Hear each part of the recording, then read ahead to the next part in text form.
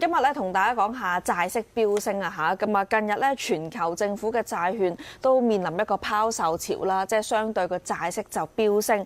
咁啊，如果講美國30年期債息就去到5厘啦，被指係個警戒水平。日本嘅同期債息咧更加去到有統計以嚟最高一個咁誇張嘅水平啊嚇。咁啊，洪生不如先同我哋不如總結下先啦，因乜事債券捱沽債息飆升咧？同埋我哋而家係咪就要進入一個債息高企嘅新嘅時代啦？呢個主要都係戰爭遲遲唔可以結束啦。咁所以油價而家又去翻110左右嚇。咁如果你係睇呢個 spot price， 即係呢個現價嘅話咧，去到最高去到140、150㗎啦。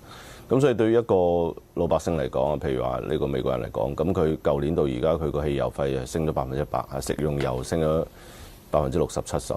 麵粉、咖啡都係50以上嘅升幅嚇，咁所以你好難話就係話呢個高企嘅油價唔會影響呢個通脹嘅預期啦。咁所以種種因素疊加啦，咁我哋最近就見到呢個通脹預期喺度好快咁升溫啦。咁但係咧，對於譬如話啲日本債嚇，佢30年日本債、40年日本債都係去到有史以來最高嘅水平啦。咁所以日本政府仍然係需要一個寬鬆嘅貨幣政策去支持嘅經濟運行。咁你諗下喺一個通脹嘅環境下，你仍然要堅持一個寬鬆嘅貨幣政策下，咁你個呢一個日幣係一定會貶值，咁同埋你個日元嘅日債嘅呢一個息率一定會上升啊，咁先可以補償投資者買日揸呢個日債佢要經受嘅呢個購買力嘅損失啊。咁你所以諗下，全世界都係咁樣，同一張話英國。呢個喺呢個通脹預期高企之下，你要堅持呢個寬鬆嘅財政嚇，德國又要建各種各樣嘅軍隊等等等等，咁呢啲開支都會造成呢個通脹預期上升啊。咁同埋咧就係呢一個戰爭遲遲不可以結束啦。咁最近甚至傳出嚟話係要再次進行呢個軍事行動嚇，因為佢美國要求呢個伊朗去放棄佢嘅核計劃，咁呢個基本上冇可能嚇，即係所以呢一個談判如果係基於呢個核計劃是否能夠進行嘅基礎上，基本上係冇，佢係冇呢個談得成嘅呢一個可能性。伊朗局勢方面咧，能源價格上升推高大家對通脹嘅預期啦。咁我見到利率期貨或者利率掉期方面，其實都反映緊聯儲局可能喺明年3月底之前咧，其實已經可能要加息。但係你覺得呢個係一個短期定其實真係一個長遠結構性影響咧？近期話依家咧越嚟越 hit 一個 term 叫 natural 交易啊嚇，即係咧其實即係轉翻長寫嘅話咧，即係霍爾木茲咧冇可能開放嘅意思。喂，如果係咁嘅話咧，其實通脹上升驚加息嘅呢樣嘢就未必係短期嘅問題咯。咁係咪一個變成一個結構性我哋經濟底層嘅一個問題咧？起碼我哋而家見到就係話喺未來半年到1年之內咧，大概係咁樣嘅情況啦。咁同埋我哋做市場交易嘅話，其實你長期1年、3年、5年呢啲，對於現在我哋嘅 position 係冇乜影響嘅。我哋而家最緊要就係睇我哋短期入邊呢一個通脹嘅預期如何變化，戰爭嘅格局如何變化，咁同埋呢一個國債嘅收益率如何變化，咁呢啲反應係我哋影響短期交易嘅最重要嘅因素。提到咧頭先有唔同嘅原因啦，即係一嚟個通脹預期其實已經形成咗啦，環球嘅通脹預期。第二就係各國其實喺財政預算都可能會增加，有可能部分國家係喺軍事嗰度會增加嘅。咁啊，譬如日本嗰啲大家都知道啦，可能增加多啲嚟去應對一個高嘅通脹嗰個問題啦。我見咧最新咧彭博早2日都有啲新聞就話咧，日本首相高市早苗都正喺度準備咧，希望可能追加一個預算嚟應對中東衝突咧，嚟推高大宗商品價格嗰個衝擊啦。咁啊，喂，呢個價格呢個措施會令到嗰個債息繼續向上啦。咁啊向上嘅時候，頭先都提到，喂，大家好擔心日 yen 嗰啲問題噶嘛，咁會變成一個惡性循環，其實真係沒完沒了噶。可以咁樣講啦。咁而家日元去到160左右啦嚇。咁其實我哋之前講過，去到180，基本上冇乜懸念㗎啦。咁如果呢一個劇本咁樣繼續演繹下去咧，咁其實嗱，你諗下，你一邊通脹高企，一邊呢個油價高企，同埋咧呢一個日本要堅持佢嘅寬鬆政策，否則呢個經濟就會衰退。咁你諗下，你唯一要 give 嘅，即係你所有呢一個方程式入邊你唯一一個因子你要投降嘅就係呢一個日元啊。咁所以日元去到188，我覺得係大概率事件啦。咁但係而家因為呢個日本央行喺度不斷咁喺度干預啦，甚至係用呢個放話嘅方式喺市場下喊話，就話呢個如果日元係升到幾多，我哋要大力干預啊咁樣嚇。咁但係呢啲阻得住一時，阻唔住一世嘅。講起咧日元嗰個貶值，近排大家市場有種揣測啊，因為見到最新中國同日本喺3月份都減持咗啲美國國債啦，日本通常都係增持居多，去到3月份食正呢個打仗嘅時間就做一個減持啊嚇。有啲人就揣測話係咪沽啲美債攞啲錢嚟去托個 yen？ 不過最新好似見到日本嘅官員就否認啦，因為佢哋話喂，如果我係沽美債推高個美債息，其實對我日 yen 都冇好處㗎喎。洪浩，你覺得有冇呢一個需唔需要去到沽美債嚟去托日 yen 呢啲舉動？暫時不需要啦，暫時佢自己可以通過呢個公開市場操作去影響呢個日元匯率波動。但係你點樣睇？譬如啲日本機構其實3月份去沽美債呢樣嘢咧，另外有啲人就話：喂，其實日本債息咁高，即係嗰個需求而家咁低，會唔會都可能要透過沽美債啲錢嚟去買翻日本嘅國債咧？因為我見上日都有啲統計就話日本主權基金其實3月份就淨流入咗7億嘅美元嘅。咁啊有啲機構投資者就提醒：喂，你哋可能帶錢翻去國家咯，買翻啲日本國債，覺得呢個又有冇一個原因喺裏邊？需唔需要將啲錢由美債搬去日債？唔使啦，係啊，啲錢可以印嘅啫，冇錢可以印嘅嚇，所以我覺得並不存在呢種咁樣嘅好，或者呢個解釋好牽強，係啊，因為你美債嘅利息喺度，利率喺度上升，咁同埋你個日債嘅息率亦都喺度上升。我哋啱講下30-40年債去到有史以來最高嘅位置。咁所以咧，呢一次升息係全球所有債券同時驅動嘅。如果你啱啱講係一種輪動嘅話，我買美債買日債嘅話，咁我哋應該見到美債嘅息率上升，但係日債息率下降。但係而家嘅情況就係日債息率比美債嘅息率嘅上升嘅速度更加快。咁所以咧，我覺得唔太牽強咯，呢個解釋係。但係仲問多個先，點樣去睇？咁如果佢哋單月做一個減持美債嘅舉動，純粹可能係個別嘅月份，定係可能點樣去解讀呢樣嘢？會唔會係嚟緊一個長時間都會做，將啲錢又點樣做一個重新嘅部署咧？你係話日本嘅減持美債呢樣嘢點睇？首先日本好難減持啦，佢呢個都係一個維持你個reserve currency 嘅 diversification 嚇，即係呢個儲備貨幣嘅呢個比例啦嚇。咁所以咧，我覺得你好難去話你賣咗美債，然後攞啲錢去救下。我哋仲係嗰句話，就係如果你唔夠錢係可以印嘅。但係你印嘅時候，你嘅後果就係第一，你個匯率會貶值；第二就係你個利率就會增加嚇。咁所以而家見到就係咁嘅情況。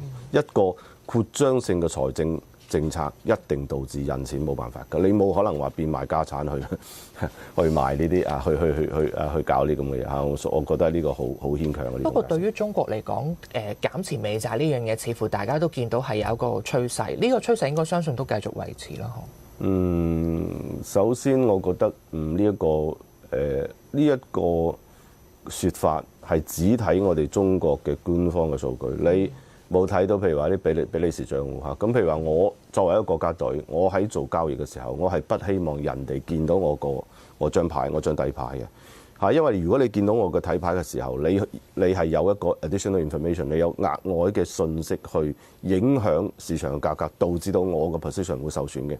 咁所以喺我咁大 position 嘅時候，咁我一定會用其他嘅細嘅帳戶、匿名帳戶咧去做呢啲操作。呢度咧就要買個關子，今次時間差唔多，翻嚟繼續傾。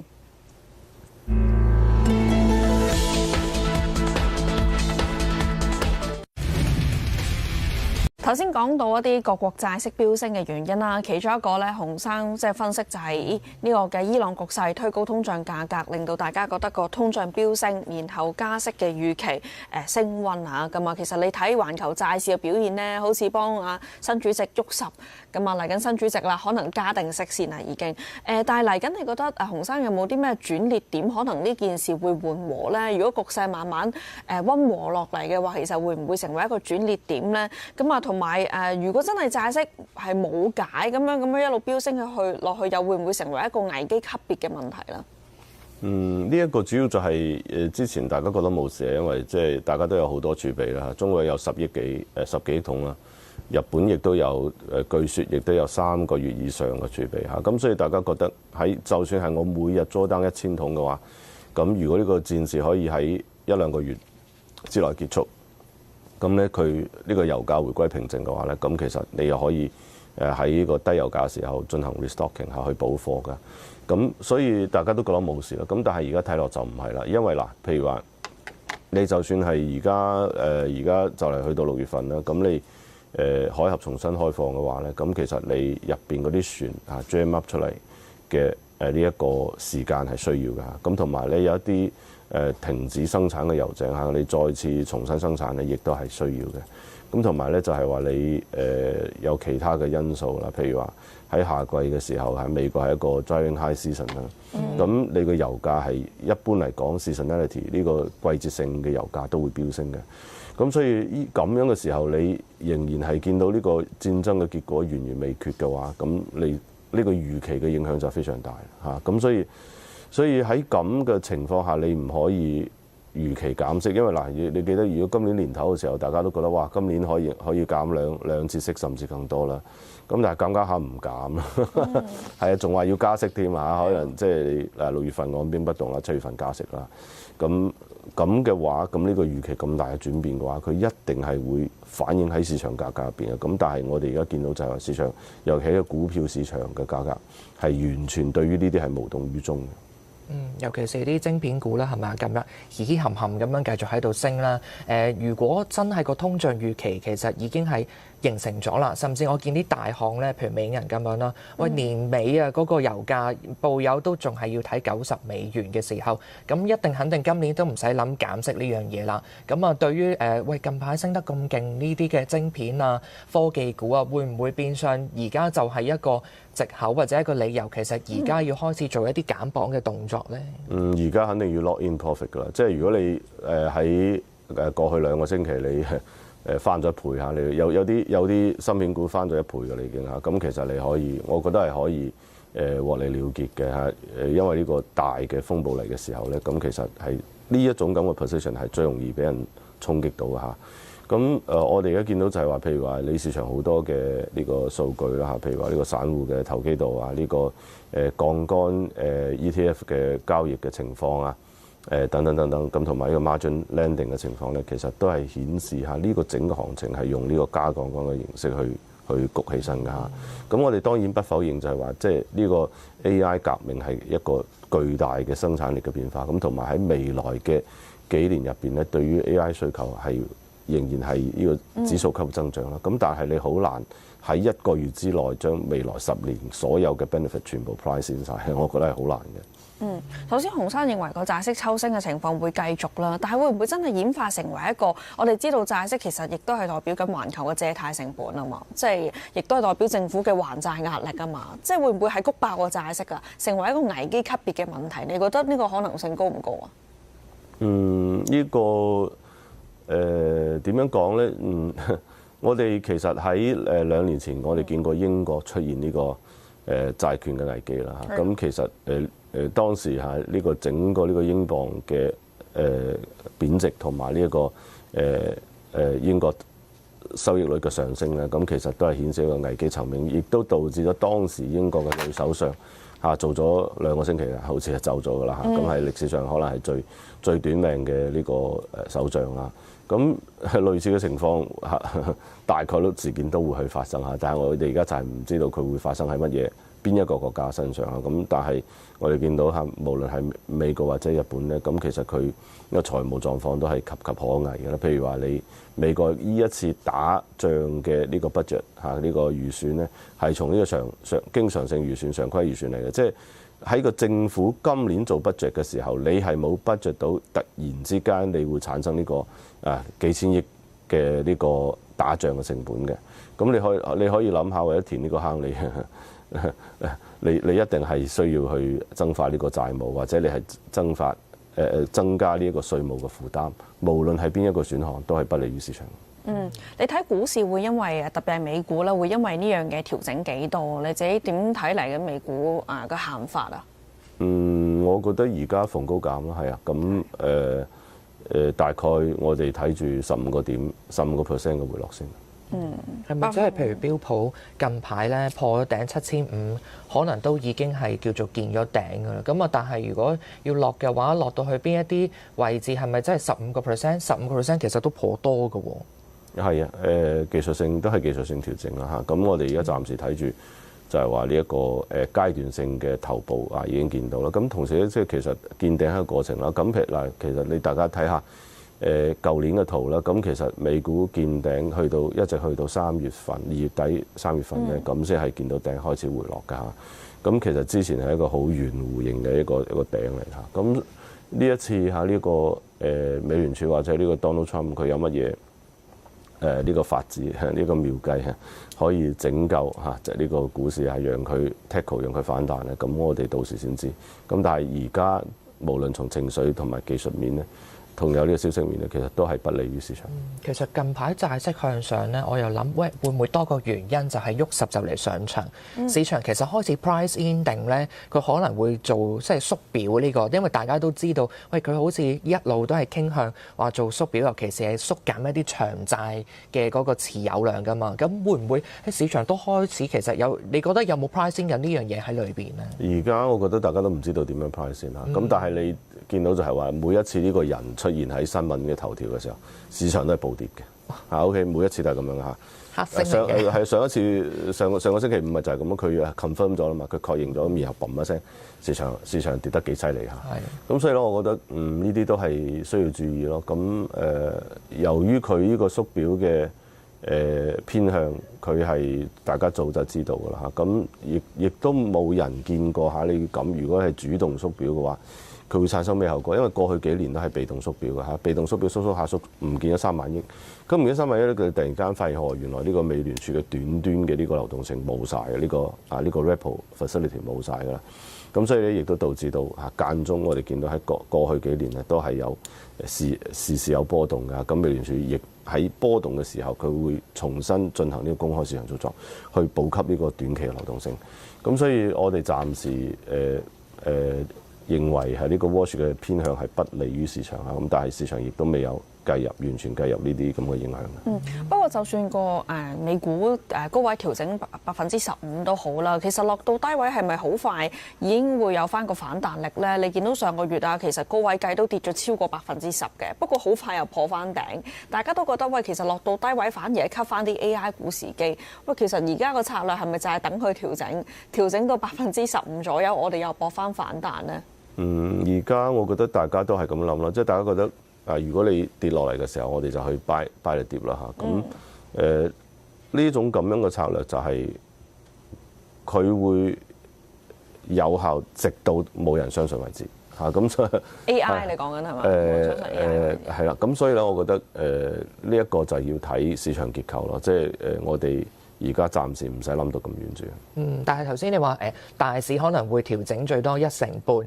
AI 好多股份升幅其實講緊以倍數計喎。近排嗰個調整會唔會嚟得更加深？腰斬啦，起碼係啊。但係腰斬又係咪都係學你話齋？喂，睇下個市場仲 buy 唔 buy 呢個故事先？唔 buy 嘅話，其實腰斬咗都未必值得去而家係鬧。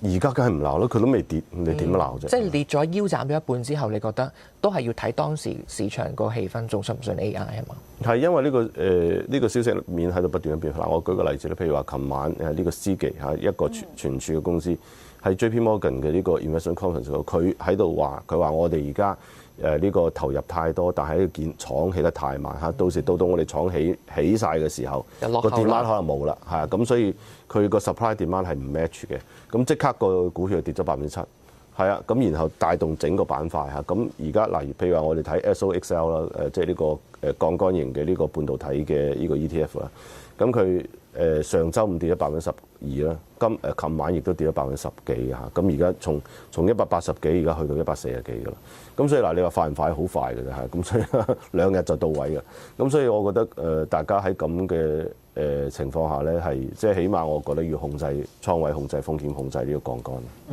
睇翻大行嘅睇法咧，譬如好似花旗為例啦，佢認為美債息飆升咧，其實可能只係美股嘅雜音啊。佢話咧，高利率對美股嘅影響咧，通常都係短暫啲，同埋而家個通脹同就業嘅數據咧，似乎都唔支持個債息高企。同埋佢睇翻以前啲數據咧，話其實債息升同埋標指明顯轉弱呢兩樣嘢，好少話真係同時發生嘅。咁啊，就聯儲局要較市場預期真係應非常之多咧，先可能會終結美股嘅牛市。咁啊，唔知準程度啊，洪生你覺得會有幾高啊？嚇？我覺得呢一個睇法，歷史不支持呢個睇法嚇。咁嗱，譬如話佢啱啱話佢話高嘅利率、高嘅息率，其實市場一樣升。呢個係因為喺過去40年入邊，我哋有一個好強嘅 model， 嗌做呢一個股債 model 嚇，即係用股同埋債嘅配置去減輕呢個呢一個組合嘅風險啦。咁一般嚟講，喺過去40年咧，就係債券跌嘅時候，即係收益率升嘅時候咧，咁股票會升。咁如果股票跌嘅時候咧，由於避險嘅需求咧，債券就會升，收益率就會下降。咁所以咧，呢個係過去幾十年嘅情況咧，一直到2022年嚇，我哋突然之間見到嚇股債雙雄嚇，呢個股票同債券同時跌嚇，所以就算你有60-40個 portfolio， 你個債券同埋股票都不可以成為你對沖風險嘅工具嚇，所以整個 portfolio 一齊跌。咁而家係咁樣嘅情況咯。咁所以我覺得咁樣嘅歷史回溯嘅話係冇乜意義嘅。明白，即係好明顯，今日俾咗個好明顯嘅響起咗個警號俾大家係嘛？即係嚟緊，或者佢應該講清楚乜嘢？如果係高收益率係雜音，乜嘢唔係雜音？嗱，你講乜嘢都咁，你可以話乜嘢都係雜音啦，係咪？咁所以我覺得你要講清楚呢個問題咯。係。OK，咁啊，美股講住咁多先啦，轉頭翻嚟咧，繼續同洪灝咧，我哋講下喂港股嚟緊點樣睇？轉頭見。翻嚟繼續同洪灝咧講下先講個大市先啦。我記得上一次嚟到咧，我哋有問你大市點睇法，你就話哇恆指最淡啊，你睇到可能跌到22000都會有可能嘅情景。但係而家你覺得呢個可能性係大咗啊，定係少咗定係點咧？我覺得仍然喺度咯，係啊，仍然喺度咯。咁所以或者即係話嗱，美股跌嘅時候咧，咁其實恆指好難唔跌嘅。跟跌啦，我哋係嘛？係啊。OK，咁啊頭先你咪提到美股，如果係今次因為債息嘅問題有機會要調整15%，咁我哋個調整幅度係咪會係一樣呢？即係我哋成日都啲市場人士講笑話，我哋跟跌就唔跟升嘅幅度上，需唔需要跟住美股有一個1成半嘅調整呢？還是唔係喎？我哋其實已經跑輸咁多啦，冇可能再跌多1成半啦。係啊，我哋跌咗先咯，係啊，呢個就係一個有利於港股嘅。係啊，我哋打咗折扣先啦，咁所以我覺得大家亦都唔使係坐喺度估係有乜嘢，即係話佢個整體嘅大嘅市場指數點樣行，因為恆指已經不再代表本港經濟啦。請問各位，今年我哋香港嘅 GDP 呢個增長係遠遠快於預期嘅，嚇咁同埋咧，大家係切身即係親身可以體驗到呢個香港經濟係 bouncing back 嘅嚇，即係譬如話。呢個食飯嘅人啊，或者係喺呢個shopping mall 嘅人啊，租金嘅上升啊，呢個整個房地產市場嘅上升，同埋我哋嘅 IPO 市場嘅火爆，每一個數據都喺度講俾你聽嚇。咁其實我哋香港嘅經濟係唔差㗎嚇。咁所以你如果係睇住香港嘅經濟去做市場，或者係睇住市場嘅指數嘅走勢去理解香港經濟，咁你肯定係 get 唔到個真正嘅 picture 嚇。咁所以我覺得。大家因為咁多年大家都係睇住恆指嚟做嚇，即係佢係一個好重要嘅指數啦。咁但係佢逐漸去到今日呢個情況之下，佢不再反映完全好好咁樣反映我哋香港嘅經濟嘅走勢。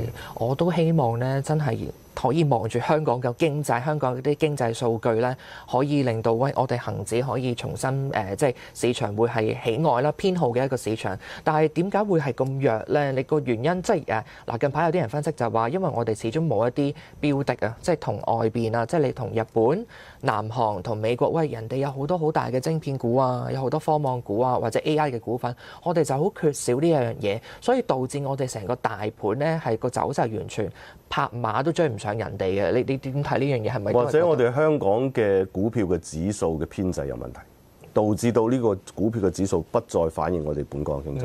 咁嗱，我哋香港今年以嚟乜嘢跑得好？房地產，但係有冇人關注房？冇。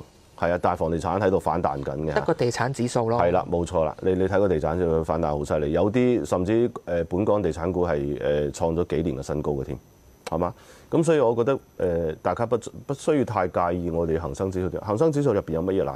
各位請睇下，就係呢一個國內嘅呢個外賣股，同埋呢啲電商平台股。電商平台股、外賣股已經不再產生豐厚嘅利潤同埋強勁嘅增長，即係同以前唔一樣嚇。咁同埋有其他嘅板塊咧喺度反映緊經濟增長嘅部分，但係佢亦都未有被反映喺我哋整體嘅指數入邊，導致到整體指數係失真嘅嚇。咁所以我哋覺得不必要太糾結下我哋呢個指數去到幾多點啊咩啦。今年其實大家玩 IPO 賺到盤滿缽滿，次新股盤滿缽滿啦，係嘛？半導體盤滿，就算內地嚟香港上市嘅半導體，你都賺到盤滿缽滿啦。就算我哋恒指而家係全世界跑輸嘅呢個重要嘅指數咯，咁但係不影響我哋各位喺今年嘅呢個市場度賺錢，就係咁簡單。OK， 你提出一個都係另一個好好嘅點，就係喂 IPO 其實幾乎好多隻。一上第一日都好多，有時係甚至係幾倍嘅80%都係盈利增長啦。咁啊，另外有啲板塊其實喺今年唔同嘅時段，亦都係其實跑贏市場，譬如地產股，年頭大家炒緊減息預期嘅時候，其實衝咗上嚟啦。好多其實同減息預期都冇乜關係啦。呢個主要就係因為樓價見底係嘛？亦都唔係，即係樓價喺度反彈嚇。我哋先唔好話佢見底，同埋咧呢個內地嘅人才、高才人才同埋呢個3000萬投資移民計劃咧，咁其實係極大咁幫助呢個內地嘅香港經濟發展嘅。咁嗱，你諗下，如果內地呢個咁嘅人才嚟到嘅話，成家全部嚟晒，喺小朋友要返學啊，全家要使錢啊，咁你諗下，有乜可能唔托起呢個本港經濟啊？咁同埋咁多 IPO 嚟到香港上市，香港今年嘅 IPO 仍然係全世界最勁嘅 IPO 啊！咁所以如果我哋今年睇住恒生指數話我哋香港好似唔係幾鬥，其實呢個結論肯定係錯嘅。OK， 係啊！近排你望好多內地人落嚟買樓啦，尤其是成日都講話普通話拼音嘅呢啲買家，其實個比例係越嚟越多。咁啊，頭先你提到 IPO 可能都會變相帶多咗啲內地嘅資金。係啊，啲房地產經紀而家全部講晒普通話啦。係啊，OK。喂，大市我哋講住呢度先。但係頭先話香港經濟理論上可以 support 我哋個指數向上。喂，但係我哋唔好忘記我哋其實個好多中資嘅公司都係喺我哋個市場當中啦。咁啊，如果你望上個月所謂嘅三頭馬車，即係月度嘅呢啲經濟數據咧，喂呀，真係唔係太理想，即係好多都係比市場預期為之低。尤其是個社會消費品零售咧，按年個增長咪放緩去到0.2%，其實幾乎等於冇增長啦。我哋以往幾時請你嚟，我哋都講起話推動內需係咪啊？如何用內需嚟去支撐住內地個整體嘅經濟？咁樣睇，你覺得喂，純粹係一個月度上，因為3月好勁，4月變得相對好慢，定係還是我哋點樣去解讀呢啲數據，仍然都係即係需求都係偏低喎。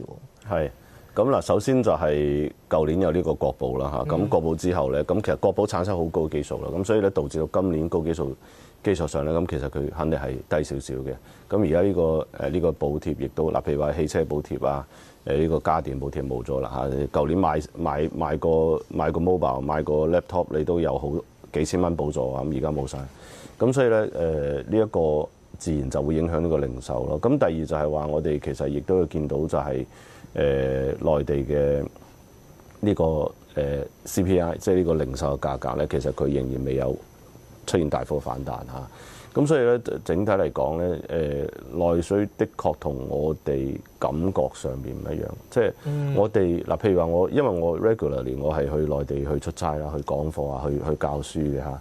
咁其實我嘅體感，我係每一次，因為我係 regular 出差嘅話，咁其實我係感受到真正嘅感受咧係好過經濟嘅數據嘅。有冇覺得啲物價係真係有加到咧？肯定係貴咗㗎啦嚇！你譬如話你坐呢個Uber 嚇，即係滴滴啦嚇，咁其實係貴過以前好多㗎啦嚇，咁佢仲有好多其他方面啦。咁所以我覺得經濟數據嘅採集佢有時間嘅差別嚇，咁呢個係一個問題啦。咁第二就係話上游嘅通脹嘅壓力咧，佢會逐漸咁傳導到下游㗎。譬如話我講中國人食豬肉啦嚇，咁豬肉係我哋嘅 CPI 入邊嘅 basket 入邊嘅4分1嘅咁嘅權重啦。咁豬肉咧其實佢喺上個月基本上見到底開始反彈㗎啦。咁同埋你見到啲豬肉股都開始反彈㗎啦。係啊，咁所以你好難逃避一個 conclusion 就係話其實價格咧係喺度反彈緊嘅，即係上游嘅升價係壓力咧係冇辦法唔傳導去下游。咁同埋啦，譬如我哋睇下4月份嘅新呢個二手房嘅呢個銷量啊、transaction 啊，同埋佢嘅 price point 啊，咁其實佢係邊際上面佢係有所回暖嘅。咁其實如果你諗下，如果一個人係可以買房嘅話，咁其實佢對於現在經濟運行嘅信心應該都唔差嘅。明白，好快問到一句啫，咁我係咪可以期望住咧嚟緊嗰個社會消費嘅一啲數據或者係樓價嘅數據，其實開始逐步可能捉緊底，開始慢慢可以向翻上，或者佢下行嘅趨勢放緩啊！我覺得呢個非常重要啦，即係以前係一條直線咁樣跳水㗎嘛，咁而家我哋放緩咗嚇，咁呢個邊際上嘅變化亦都係有利於經濟。OK，今日唔該晒洪灝詳細嘅分析啊，休息一陣先。